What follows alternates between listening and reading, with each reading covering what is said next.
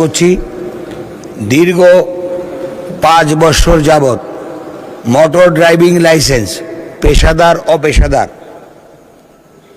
আধুনিকরণের লক্ষ্যে স্মার্ট কার্ডে বলার কথা বলে কাগজের লাইসেন্স জমা নিয়ে প্রায় 10 লক্ষ ড্রাইভিং লাইসেন্স এখন রেজিস্ট্রেশনে ট্রাফিক অফিসে আটকা।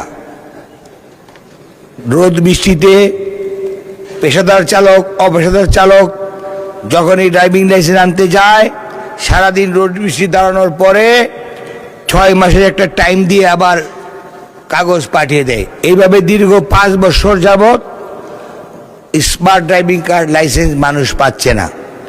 পক্ষান্তরে বারবার একই অবস্থা ভেবে যখন একবার রিনিউ না করে রাস্তায় ট্রাফিক পুলিশ পেলে আবার তাকে জরিমানা করে। এই লক্ষ লক্ষ মানুষ আজকে এই দুর্দশায় ভুগছে।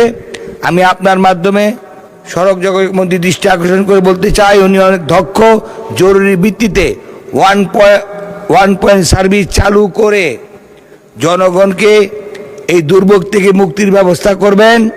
অতি সত্বর মানুষের ড্রাইভিং লাইসেন্স যাতে পেতে পারে, দুর্ভোগ যাতে থেকে লাঘব করে সেই ব্যবস্থা করবেন। ধন্যবাদ মাননীয় স্পিকার।